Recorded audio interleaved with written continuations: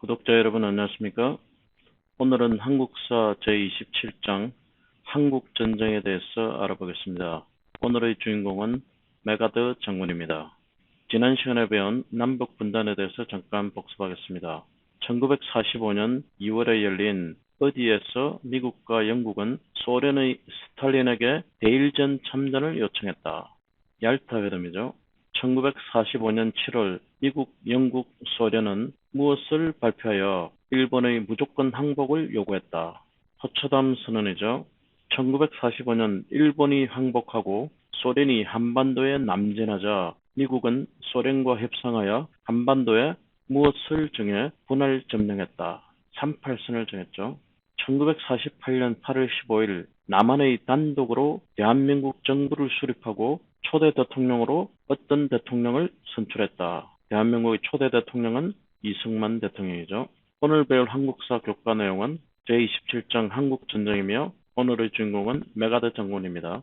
오늘의 주인공인 더글라스 메가드에 대해서 알아보겠습니다. 메가드는 1903년 미국 육군사관학교 웨스트포인트를 수석 졸업했습니다. 제1차 세계대전에 참전하였으며 1919년부터 자신이 졸업한 웨스트포인트 미국 육군사관학교의 교장이 되었습니다. 1930년에는 미국 육군참모총장에 임명되었습니다. 1937년에는 퇴역하였습니다. 하지만 1941년 제2차 세계대전이 발발하면서 다시 복귀하여 미국 극동군 최고사령관에 임명이 되었습니다. 1944년에는 5스타, 즉 원수로 진급했습니다. 태평양 전쟁이 끝난 이후에 1946년까지 일본에서 외국인 집정관으로 일본을 통치했습니다. 1950년 한국전이 발발하자 유엔군 총사령관으로 참전해서 인천 상륙작전을 성공시킵니다.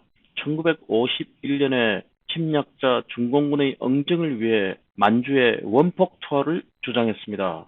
이때 소련 참전의 우려와 제한전쟁을 주장한 해리 트루먼 대통령과의 마찰로 해임이 되고 맙니다. 그는 해임 연설에서 노병은 죽지 않는다, 다만 사라질 뿐이다 라는 명언을 남기기도 했습니다. 역사에는 가정은 없지만 그때 메가드 장군 뜻대로 만주에 원폭을 투하했더라면 아마도 지금은 한반도가 통일된 대한민국으로 세계 인류 강대국이 되어 있지 않았을까 하는 생각이 듭니다.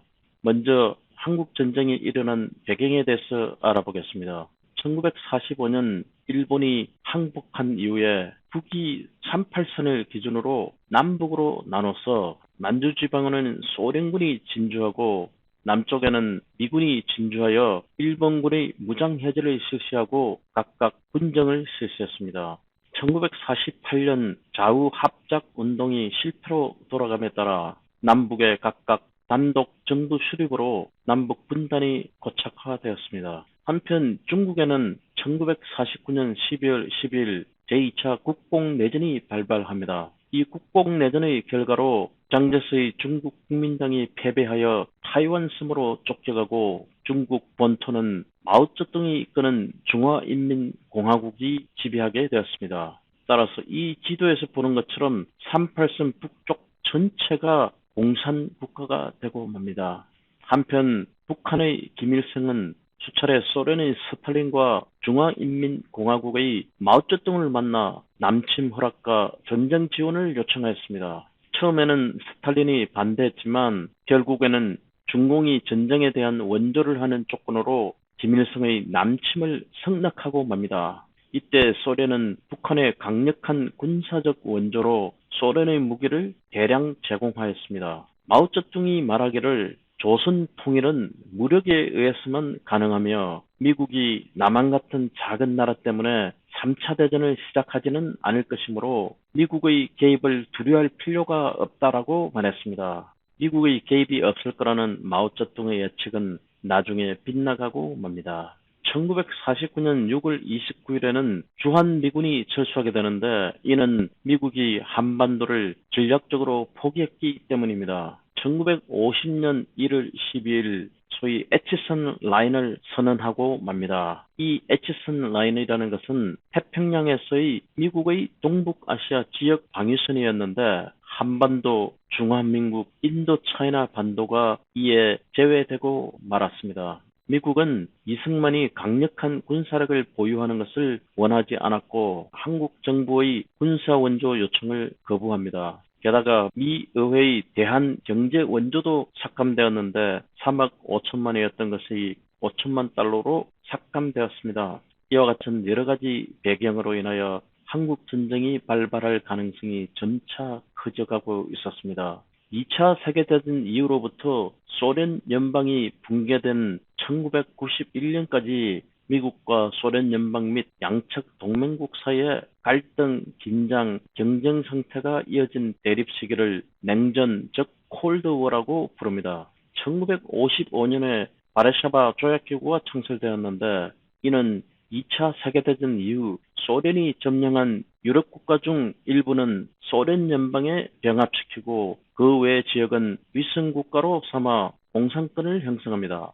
이에 대항해서 북대서양 조약기구, 즉 나토가 1949년에 결성이 됩니다. 이것은 미국과 서유럽 국가들이 공산주의를 봉쇄하는 집단 방어 체제를 형성한 것입니다. 이와 같이 세계는 바르샤바 조약기구의 공산권과 나토로 대표되는 미국과 서유럽 국가 간의 갈등과 긴장, 경쟁 상태가 계속됩니다. 이와 같은 냉전기의 위기가 결국은 세계 각국의 국지전으로 나타나게 되는데 대표적인 것이 그리스 내전과 베를린 봉쇄, 중국의 국뽕내전, 한국전쟁, 쿠바 미사일 위기, 베트남 전쟁 등이 대표적인 사례입니다. 이와 같은 냉전이 결국에는 종식이 되었는데 1990년 10월 3일 독일의 통일이 이루어지고 그 이듬해 1991년 12월 25일 마침내 소련 연방이 해체됩니다.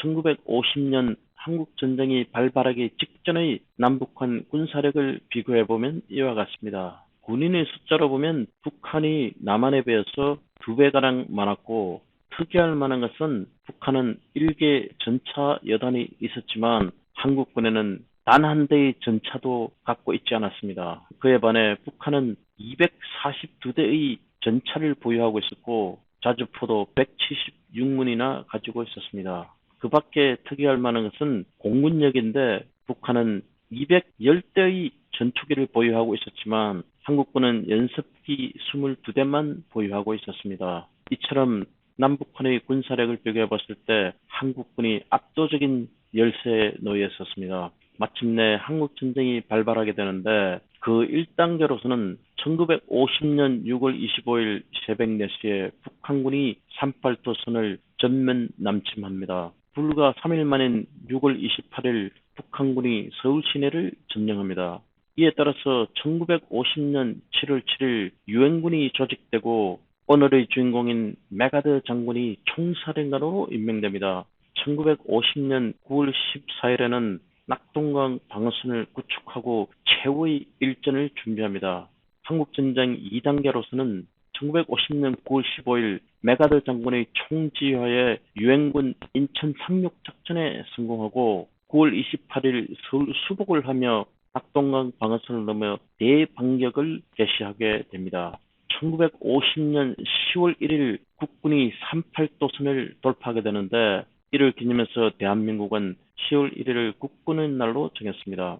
그해 10월 19일 아침내 유엔군이 평양을 탈환하고 10월 26일 국군이 초산지역 압록강변에 도달하고 11월 20일 유엔군이 압록강변에 도달합니다. 이에 따라서 유엔군과 국군은 통일을 목전에 두고 있었습니다. 하지만 1950년 10월 25일 중공군이 1차 공세를 감행해서 11월 28일 중공군 28만 명이 전투에 개입하게 됩니다. 이에 따라서 12월 4일 한국군과 유엔군이 평양을 철수하게 되고 12월 15일부터 흥남 철수작전이 수행되게 됩니다. 이 사건을 배경으로 한 영화가 국제시장이라는 영화죠.